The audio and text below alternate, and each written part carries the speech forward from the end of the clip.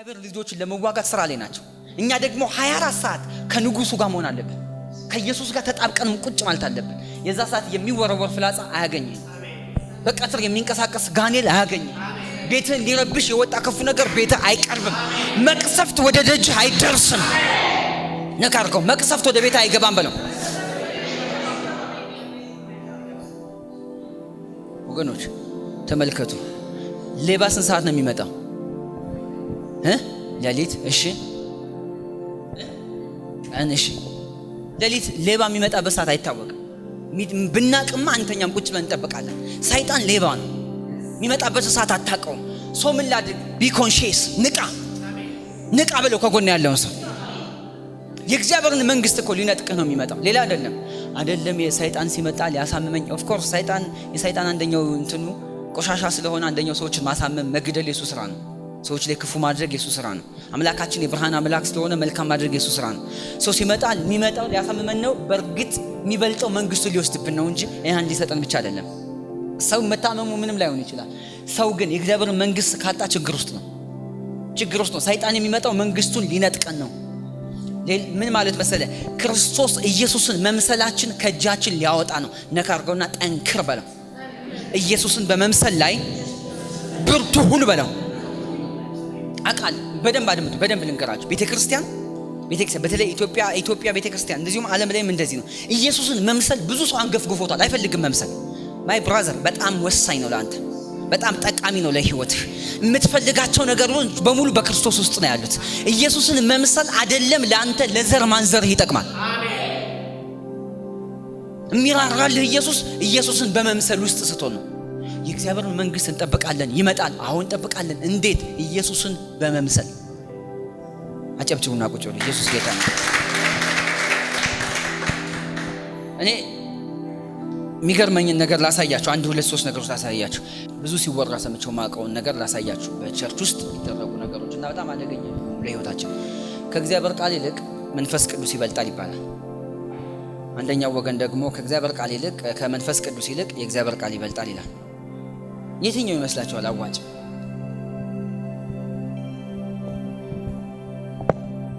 ሁለት ወገን አለ። አንደኛው መንፈስ ቅዱስ ነው የሚበልጠው፣ እሱን መያዝ አለብን፣ እሱን መስማት አለብን። የእግዚአብሔር ቃል ሁለተኛ ነው። ሌላው ደግሞ ቀጥሎ የሚለው ደግሞ አይ የእግዚአብሔር ቃል ነው መስማት ያለብን፣ መንፈስ ቅዱስ ቀጥሎ ነው። ወገኖች ሁለቱም ኢምፖርታንት ነው፣ ሁለቱም ወሳኝ ነው። በውስጤ የምሰማው የእግዚአብሔር መንፈስ ከዚህ ቃል የሚጋጭ አይነግረኝም። ይሄን ያጻፈው እሱ አይደል? ይሄ በእግዚአብሔር መንፈስ የተጻፈ ነው አለን ሐዋርያው ጴጥሮስ። ከዚህ ቃል የሚጋጭ ነገር አያወራኝም፣ ከዚህ ቃል ጋር ግን የሚስማማ ያወራኛል።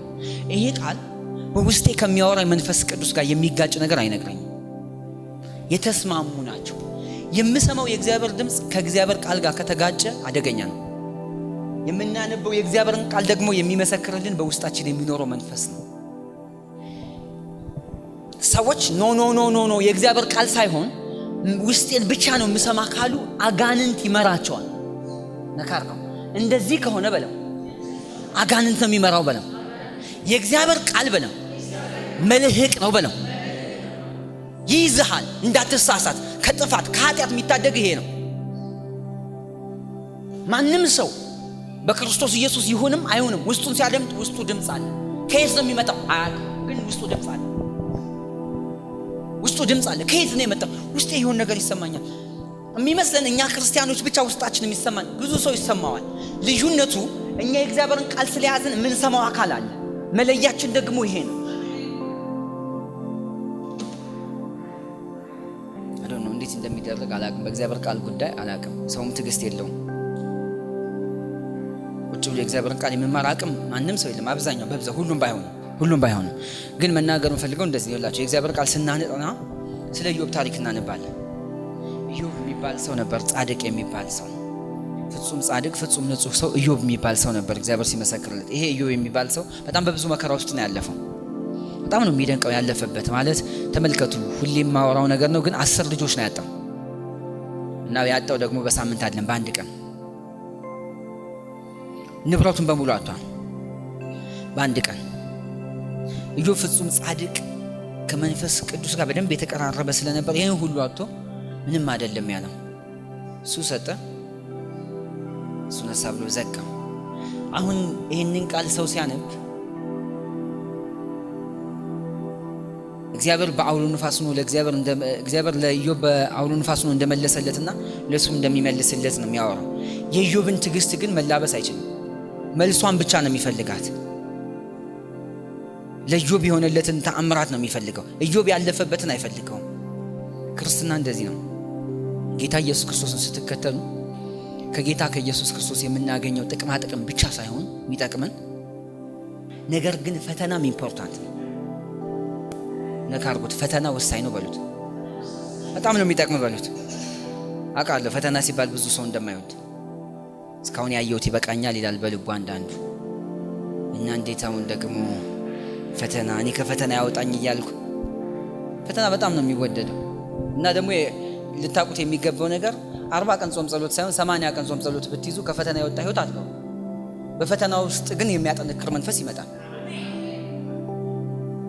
አስቸጋሪ ነገሮች ሲመጡ የሚረዳችሁ መንፈስ ግን አለ። ምክንያቱም በምድር ላይ ጌታ ሆይ ምንም ፈተና እንዳያገኘኝ ሆኜ ልኑር ብላችሁ ካስተማራችሁ ከተረዳችሁ አስቸጋሪ ነው። ምናልባት በምድር ላይ ከፈተና ውጭ ሆነ ህይወት የለም ብዬ ተናግሬያለሁ። ብዙ ሰው የእግዚአብሔርን ፈቃድ ማድረግ ይፈልጋል። የእግዚአብሔርን ፈቃድ እፈልጋለሁ ለትዳሬ፣ የእግዚአብሔርን ፈቃድ ለአገልግሎት፣ የእግዚአብሔርን ፈቃድ ለንግድ፣ የእግዚአብሔርን ፈቃድ ለህይወቴ። ምንድነው ማድረግ ያለብኝ? ቤት ልገዛ ነበር፣ የእግዚአብሔርን ፈቃድ ልነግድ ነበር፣ ከኢትዮጵያ ውጭ ልሄድ ነበር፣ የእግዚአብሔርን ፈቃድ የሚሉ እንደዚህ ነው አብዛኛው ሰው። እና የእግዚአብሔርን ፈቃድ በማድረግ ውስጥ ፈተና አያገኘኝም ያጥሩ ነው ብዬ ነው ብሎ ነው የሚያስቡት። አይደለም። ቁርጥህን ወቅ ዛሬ የእግዚአብሔርን ፈቃድ መፈለግ በጣም መልካም ነገር ነው። በጎ ልባችሁን ያሳያል። ይሄ እግዚአብሔርን መፈለጋችሁን ያሳያል። ግን በአንተ ልብ እንደተሳለው አይደለም። የእግዚአብሔርን ፈቃድ በማድረግ አንዳች ነገር አይነካኝም እንደምን ብዬ በዛ ውስጥ መሄድ አለብኝ ብለህ ከሆነ ተሳስተን። ስትገባ እዛ ውስጥ ቻሌንጅ አለው። ፈቃዱ በራሱ ቻሌንጅ አለው። አልጋ ባልጋ አይደለም። ግን ልንገር በደንብ በፈቃዱ ውስጥ በግራና በቀኝ የእግዚአብሔር መልአክ፣ ከፊትህ መንፈስ ቅዱስ፣ ከኋላህ አብ ሆነው ይመሩሃል። ትልቁ ጥቅማችን ይሄ ነው። ትልቁ ጥቅማችን በእግዚአብሔር ፈቃድ ውስጥ መኖር የሚጠቅመን ነገር ይሄ ነው። ከዛ ከዓለም ርኩሰት የወጣ ነገር እንኖራለን። አንድ ቃል ላንብብላችሁ፣ በጣም የሚገርም ቃል ላንብብላችሁ። አምልኮ ስላለን የተወሰኑ ሰዓቶች ስላሉን ኢየሱስ ጌታ ነው። የሐዋርያው ያዕቆብ በጣም የሚገርም ቃል ነው።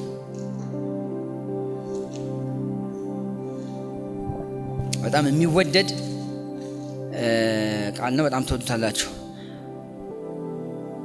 የሐዋርያው ያዕቆብ መልእክት ምዕራፍ 1 ነው የምንሄደው። ከቁጥር 26 ጀምሮ እስከ 27 ያለውን ቃል ነው የምናነበው። የባረከን ጌታ ይባረክ። የሐዋርያው ያዕቆብ መልእክት ምዕራፍ 1 ከቁጥር 26 እና 27 ተመልከቱ። መጽሐፍ የያዛችሁ አብራችሁኝ አንብቡ፣ ያልያዛችሁ ደግሞ አድምጡት ምን እንደሚል።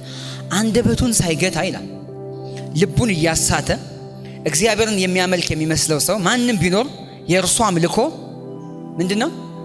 ኦ ማይ ጋድ ከንቱ ነው። እሺ ንጹህ የሆነው ነውርም የሌለበት አምልኮ በእግዚአብሔር አብ ዘንድ ይህ ነው። ወላጅ የሌላቸውን ልጆች ባልቴቶችን በመከራቸው ምን ማለት ነው? መጠየቅ። በዓለም ከሚገኝ እድፍ ሰውነትን ኃጢአት ማለት ነው። እድፍ ማለት ኃጢአት ማለት ነው። በሌላ አነጋገር እግዚአብሔርን ስታመልኩ ነው ሐሳቡ እዚህ ጋር እያወራን ያለው። ጌታን ስታመልኩ ቅዱስ ሆናችሁ ነው። ምክንያቱም ከላይ ስናነበው አንደበቱን ሳይገዳ ማለት ኃጢአትን፣ ክፋትን ነው የሚያወራ።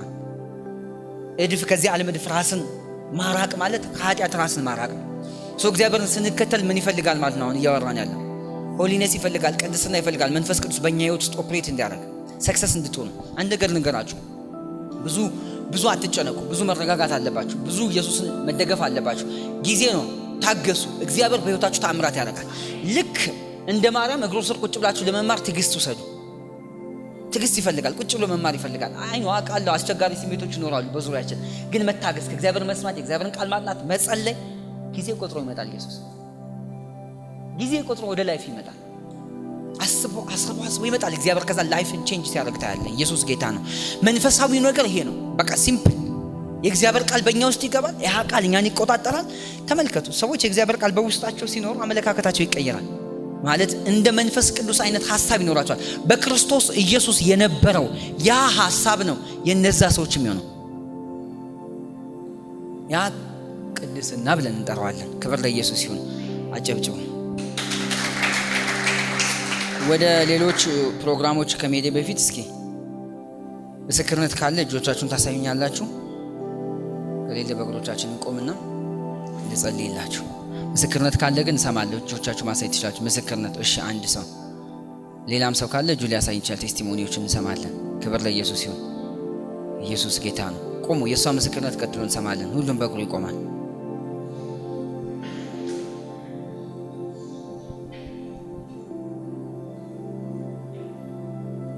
ጸልያለሁ። መንፈስ ቅዱስ ጣልቃ ይገባል። ጸልያለሁ። እግዚአብሔር ተአምራት ያደርጋል። ከጎናቸው ያለውን ሰው ነካ አድርጉትና መንፈስ ቅዱስ ከኛ ጋር ነው በሉት። ይረዳሃል በሉት። ተአምራት ያደርጋል በሉት።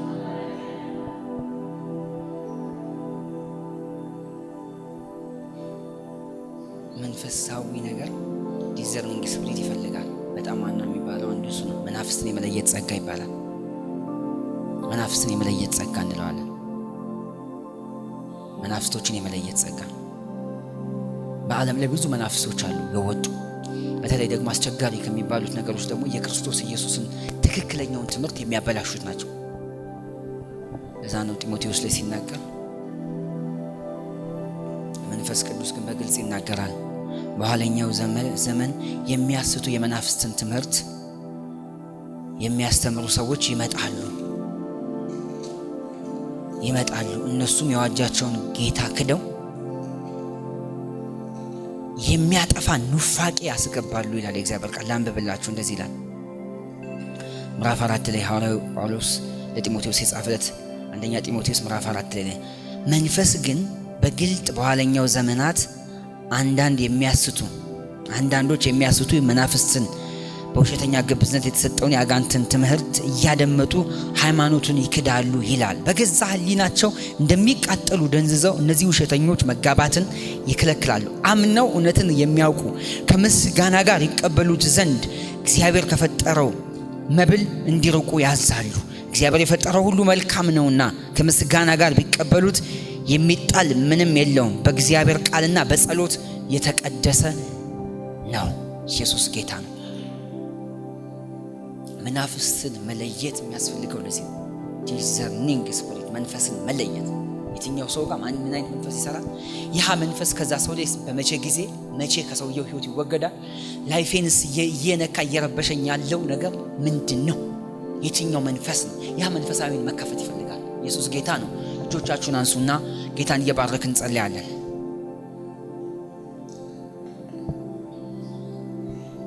ሃሌሉያ። ጌታን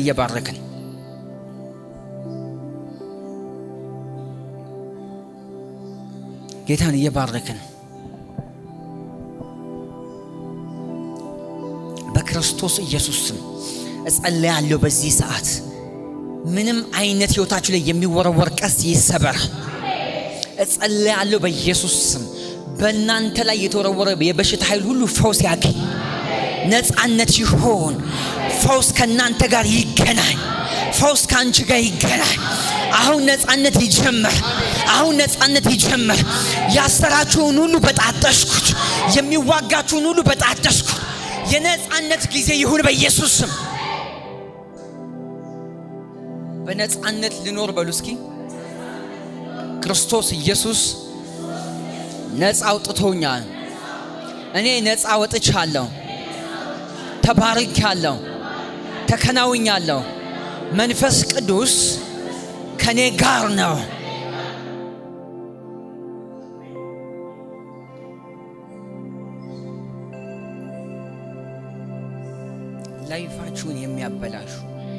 ላይፋችሁን መንገዳችሁን የሚያበላሹ ነገሮች በሙሉ ሲበጣጠሱ አያለሁ። ጸልያለሁ በክርስቶስ ኢየሱስ ስም። እምቢ ያላችሁ ነገር በሙሉ ወደ መስተካከል ሲመጣል፣ አልስተካከል ያሉ ነገሮች በሙሉ ሲስተካከሉ አያል ናው። አሁን ጸልያለሁ በኢየሱስ ስም ተአምራዊ ሰብሮ መውጣት፣ ተአምራዊ እጁ እንዲዘረጋ ጸልያለሁ። አሁን ፈውስ እንዲበቅል ጸልያለሁ። በህይወታችሁ አዲስ ነገር እንዲሆን ጸልያለሁ። መልካም ነገር አሁን እንዲጀምር ጸልያለሁ። የተያዙ ነገሮች በሙሉ እንዲለቀቁ ጸልያለሁ። የሚወረወር የሰይጣን ፍላጻ በሙሉ ሰብራለሁ። ሁለት እጅ ኢየሱስ ጌታ ነው። ዋው የተአምራት ቀኔ ነው በሉ እስኪ ድገሙ። ዛሬ በሉ መልካም ነገር በህይወቴ ይሆናል። ኢየሱስ ጣልቃ ይገባል። መልካም ይሆናል። ድገሙት። ተአምራት ይሆናል። ዛሬ እፈታለሁ።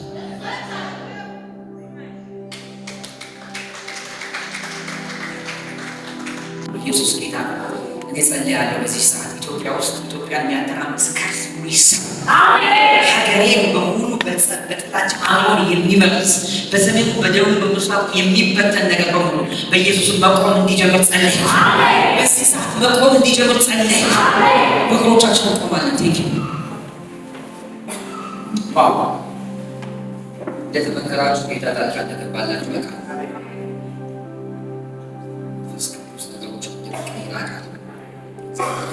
በምድሪቱ ላይ እንደ ኮልፍ እንደ ኃያል ሰው ምድሪቱ ላይ የተቀመጠ ክፉ ነገር በሙሉ ይጠረጋል። ልባቸው የተሰበረ በሙሉ ይጠገናል። ያዘኑ በሙሉ እንደገና መነሳት ይጀምራል። ኢየሱስ ጌታ። ሁሉም ሰው ባለበት ይጸልይልኛል። ጌታን እየባረከ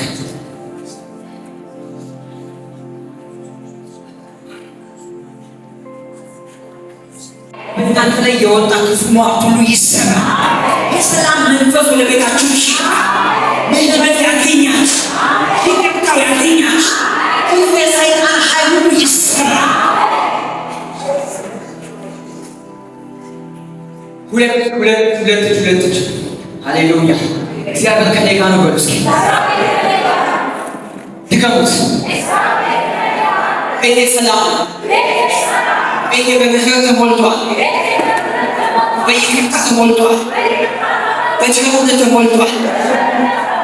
አንቺ ነው የምትጸልየው። ከፊት ለፊትሽ የወጣ ክፉ ነገር አነሳሁት።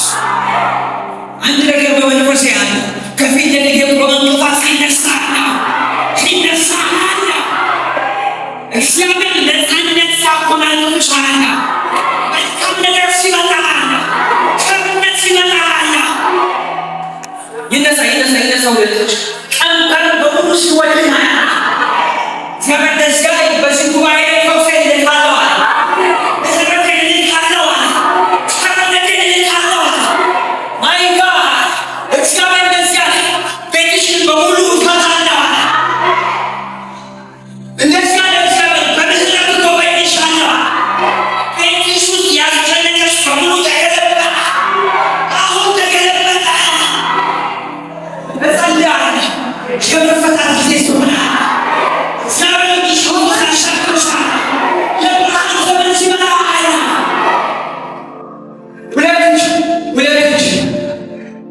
መልካም ስምን ለምቶልኛል።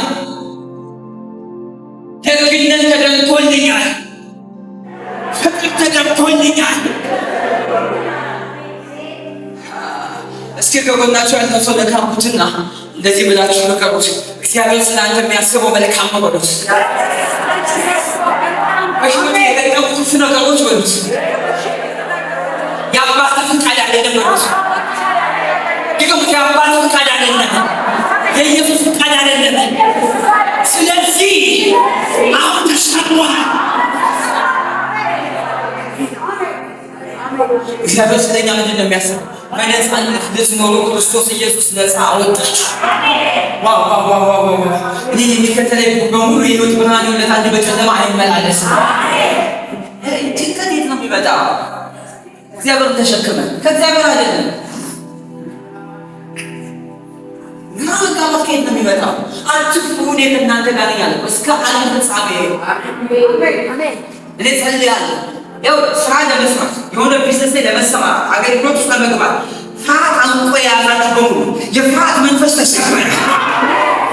አንሳችን የፍርሃት ስፕሪት በኢየሱስ ተሰበረ። በደሙ ኃይል ተሰበረ። ስሙ ኃይል ሰበርከው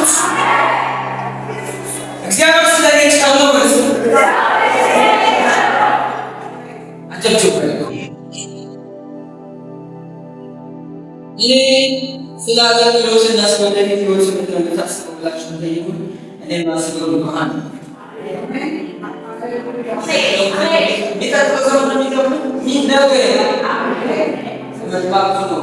ይሄ ነገር በብርሃን የተሞላ የሚከተለኝ የህይወት ብርሃን እንደታስ ጨለማ በፍጹም እግዚአብሔር ገደል ውስጥ ብገባም ለእኔ ያለው ሀሳብ መልካም ይሆናል።